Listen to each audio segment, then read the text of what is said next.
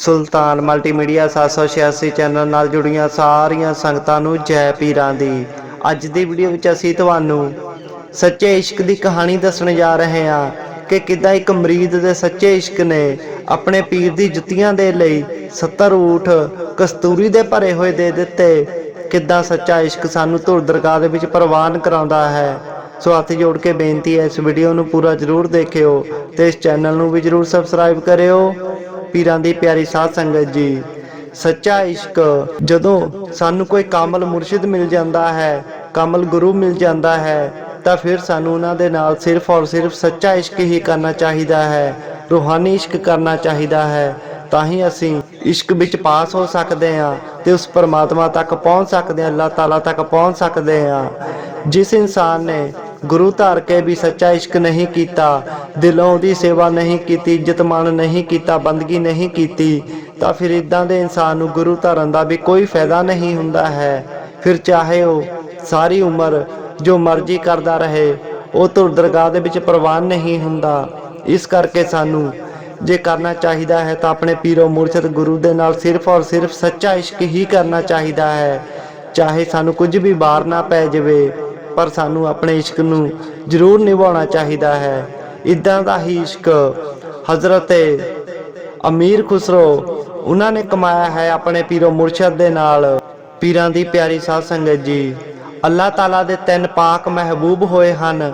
3 ਐਸੀਆਂ ਹਸਤੀਆਂ ਹਨ ਜਿਨ੍ਹਾਂ ਨੇ ਮਹਿਬੂਬੀ ਦਾ ਲਕਬ ਹਾਸਲ ਕੀਤਾ ਹੈ। ਸਭ ਤੋਂ ਪਹਿਲੇ ਤਾਜਦਾਰ ਅੰਬੀਆ ਹਜ਼ਰਤ ਮੁਹੰਮਦ ਮੁਸਤਫਾ ਸੱਲੱਲਾਹੁ अलैहि वसल्लम, ਅੱਲਾਹ ਤਾਲਾ ਦੇ ਪਾਕ ਨਬੀ, ਨਬੀਆਂ ਦੇ ਸਰਦਾਰ, ਅੱਲਾਹ ਤਾਲਾ ਦੇ ਮਹਿਬੂਬ ਹਜ਼ਰਤ ਮੁਹੰਮਦ ਸਾਹਿਬ, ਉਹਨਾਂ ਨੇ ਮਹਿਬੂਬੀ ਦਾ ਲਕਬ ਹਾਸਲ ਕੀਤਾ। ਦੂਸਰੇ 11ਵੀਂ ਵਾਲੇ ਪੀਰ ਪੀਰਾਨੇ ਪੀਰ ਸ਼ੇਖ ਅਬਦੁਲ ਕਾਦਰ ਸ਼ਾਹ ਜਲਾਨ ਮੀਰਾ ਗੌਸ ਪਾਕ, ਉਹਨਾਂ ਨੇ ਮਹਿਬੂਬੀ ਦਾ ਲਕਬ ਹਾਸਲ ਕੀਤਾ ਹੈ।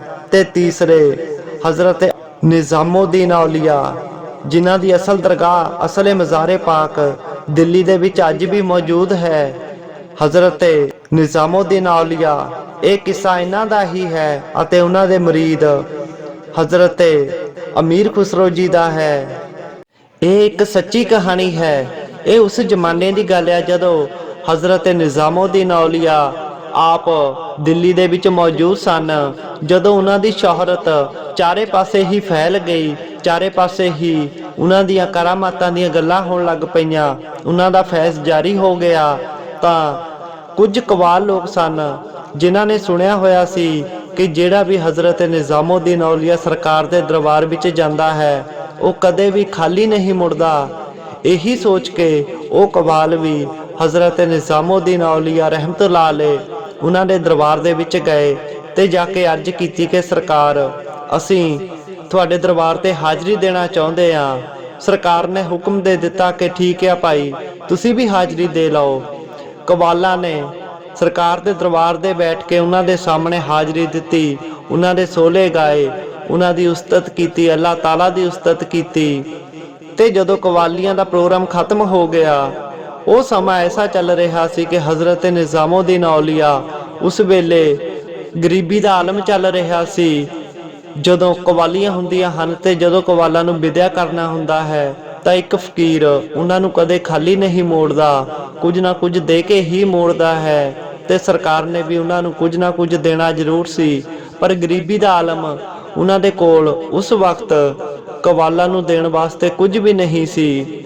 ਸਰਕਾਰ ਸੋਚ ਰਹੇ ਆ ਕਿ ਇਹਨਾਂ ਕਵਾਲਾਂ ਨੂੰ ਕੀ ਦਿੱਤਾ ਜਾਵੇ, ਤੇ ਸੋਚ ਕੇ ਸਰਕਾਰ ਨੇ ਆਪਣੀਆਂ ਜਿਹੜੀਆਂ ਉਹਨਾਂ ਨੇ ਜੁੱਤੀ ਪਾਈ ਹੋਈ ਸੀ, ਉਹ ਥੋੜੀ ਜਿਹੀ ਟੁੱਟੀ ਹੋਈ ਸੀ, ਉਹ ਟੁੱਟੀ ਹੋਈ ਜੁੱਤੀ ਹੀ ਲਾ ਕੇ ਉਹਨਾਂ ਨੇ ਕਵਾਲਾਂ ਨੂੰ ਦੇ ਦਿੱਤੀ ਕਿ ਭਾਈ ਮੇਰੀ ਗੱਲ ਸੁਣੋ, ਇੱਕ ਫਕੀਰ ਤੇ ਕਵਾਲ ਦਾ ਬਹੁਤ ਵੱਡਾ ਪਰਦਾ ਹੁੰਦਾ ਹੈ।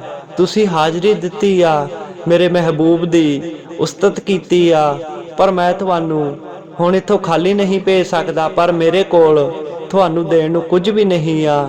ਤੁਸੀਂ ਇੱਦਾਂ ਕਰੋ, ਆ ਮੇਰੀਆਂ ਜੁੱਤੀਆਂ ਲੈ ਜਾਵੋ, ਇਹੀ ਇਸ ਵੇਲੇ ਮੇਰੇ ਕੋਲ ਹੈ। ਉਹਨਾਂ ਟੁੱਟੀਆਂ ਇੰਨੀਆਂ ਜੁੱਤੀਆਂ ਨੂੰ ਦੇਖ ਕੇ ਉਹ ਕਵਾਲ ਹੈਰਾਨ ਹੋ ਗਏ ਤੇ ਸੋਚਣ ਲੱਗੇ ਕਿ ਅਸੀਂ ਤਾਂ ਸੁਣਿਆ ਸੀ ਕਿ ਸਰਕਾਰ ਕਦੀ ਵੀ ਕਿਸੇ ਨੂੰ ਖਾਲੀ ਨਹੀਂ ਭੇਜਦੇ, ਤੇ ਸਾਨੂੰ ਹੁਣੇ ਟੁੱਟੀਆਂ ਇੰਨੀਆਂ ਜੁੱਤੀਆਂ ਦੇ ਕੇ ਕਹਿ ਰਹੇ ਆ ਕਿ ਤੁਸੀਂ ਇਹ ਲੈ ਜਾਵੋ। ਪਰ ਉਹਨਾਂ ਦੀ ਹਿੰਮਤ ਨਾ ਹੋਈ ਕਿ ਸਰਕਾਰ ਦੇ ਨਾਲ ਕੋਈ ਬਹਿਸ ਬਸਈਆ ਕਰਨ। ਉਹ ਟੁੱਟੀਆਂ ਹੋਈਆਂ ਜੁੱਤੀਆਂ ਲੈ ਕੇ ਉਹ ਦਰਬਾਰ ਦੇ ਵਿੱਚੋਂ ਬਾਹਰ ਆ ਗਏ ਤੇ ਆਪਸ ਵਿੱਚ ਹੀ ਗੱਲਾਂ ਕਰ ਰਹੇ ਆ ਕਿ ਹੁਣ ਸਾਨੂੰ ਕੀ ਫਾਇਦਾ ਹੋਇਆ, ਇੰਨਾ ਸਮਾਂ ਅਸੀਂ ਇੱਥੇ ਗਾਇਆ ਵੀ ਆ ਪਰ ਸਰਕਾਰ ਨੇ ਸਾਨੂੰ ਕੁਝ ਨਹੀਂ ਦਿੱਤਾ, ਇਹ ਟੁੱਟੀਆਂ ਹੋਈਆਂ ਜੁੱਤੀਆਂ ਦੇ ਕੇ ਤੋੜ ਦਿੱਤਾ। ਉਹ ਗੱਲਾਂ ਕਰਦੇ ਕਰਦੇ ਦਰਬਾਰ ਦੇ ਵਿੱਚੋਂ ਬਾਹਰ ਆ ਗਏ। ਉਧਰੋਂ ਅੱਲਾਹ ਤਾਲਾ ਨੇ ਕਰਮ ਕੀਤਾ, ਕ੍ਰਿਸ਼ਮਾ ਕੀਤਾ। ਹਜ਼ਰਤ ਅਮੀਰ ਤਾ ਖੁਸਰੋ ਉਹ ਵੀ ਆਪਣਾ ਵਪਾਰ ਕਰਕੇ ਵਾਪਸ ਦਿੱਲੀ ਨੂੰ ਆ ਰਹੇ ਆ। ਜਦੋਂ ਉਹਨਾਂ ਨੇ ਉਹਨਾਂ ਕਵਾਲਾਂ ਨੂੰ ਦੇਖਿਆ ਤੇ ਉਹ ਕਵਾਲਾਂ ਨੂੰ ਦੇਖ ਕੇ ਉਹਨਾਂ ਦੇ ਕੋਲ ਆ ਗਏ। ਉਹ ਸੋਚਦੇ ਆ ਕਿ ਇਹ ਸ਼ਾਇਦ ਕਵਾਲ ਸਰਕਾਰ ਦੇ ਦਰਬਾਰ ਵਿੱਚੋਂ ਆਏ ਆ, ਸਾਡੇ ਦਰਬਾਰ ਵਿੱਚੋਂ ਆਏ ਆ। ਉਹਨਾਂ ਕਵਾਲਾਂ ਦੇ ਕੋਲ ਆ ਕੇ ਹਜ਼ਰਤ ਅਮੀਰ ਖੁਸਰੋ ਜੀ ਨੇ ਪੁੱਛਿਆ ਕਿ ਭਾਈ ਤੁਸੀਂ ਸਾਡੇ ਦਰਬਾਰ ਵਿੱਚੋਂ ਆਏ ਆ? ਤਾਂ ਉਹ ਕਹਿਣ ਲੱਗੇ ਹਾਂਜੀ, ਅਸੀਂ ਹਾਜ਼ਰੀ ਦੇਣ ਆਏ ਸੀ। ਤਾਂ ਹਜ਼ਰਤ ਅਮੀਰ ਖੁਸਰੋ ਪੁੱਛਦੇ ਆ ਕਿ ਤੁਹਾਨੂੰ ਕੁਝ ਮਿਲਿਆ? ਤਾਂ ਉਹਨਾਂ ਨੇ ਟੁੱਟੀਆਂ ਹੋਈਆਂ ਜੁੱਤੀਆਂ ਕੱਢ ਕੇ ਸਾਹਮਣੇ ਰੱਖ ਦਿੱਤੀਆਂ ਤੇ ਕਹਿਣ ਲੱਗੇ ਕਿ ਸਾਨੂੰ ਤਾਂ ਭਾਈ ਆ ਮਿਲਿਆ ਹੈ। ਜਦੋਂ ਉਹਨਾਂ ਕਵਾਲਾਂ ਨੇ ਉਹ ਜੁੱਤੀਆਂ ਕੱਢ ਕੇ ਸਾਹਮਣੇ ਰੱਖੀਆਂ ਤਾਂ ਹਜ਼ਰਤ ਅਮੀਰ ਖੁਸਰੋ ਜੋ ਕਿ ਹਜ਼ਰਤ ਨਿਜ਼ਾਮੁਦੀਨ ਔਲੀਆ ਜੀ ਦੇ ਪੱਕੇ ਮੁਰੀਦ ਸਨ, ਉਹਨਾਂ ਨੂੰ ਆਪਣੇ ਪੀਰ ਦੇ ਜੁੱਤਿਆਂ ਦੀ ਖੁਸ਼ਬੂ ਆਉਣ ਲੱਗ ਪਈ, ਸੁਗੰਧ ਆਉਣ ਲੱਗ ਪਈ। ਤੇ ਜਦੋਂ ਉਹਨਾਂ ਨੇ ਆਪਣੇ ਪੀਰ ਦੇ ਜੁੱਤਿਆਂ ਵੱਲ ਦੇਖਿਆ ਤੇ ਉਹਨਾਂ ਦੇ ਕਵਾਲਾਂ ਦੇ ਮੂੰਹਾਂ ਵੱਲ ਦੇਖਿਆ ਤੇ ਉਹਨਾਂ ਨੇ ਦੇਖਿਆ ਕਿ ਇਹ ਕਵਾਲ ਇਹਨਾਂ ਜੁੱਤੀਆਂ ਨੂੰ ਲੈ ਕੇ ਨਿਰਾਸ਼ ਹਨ, ਖੁਸ਼ ਨਹੀਂ ਆ।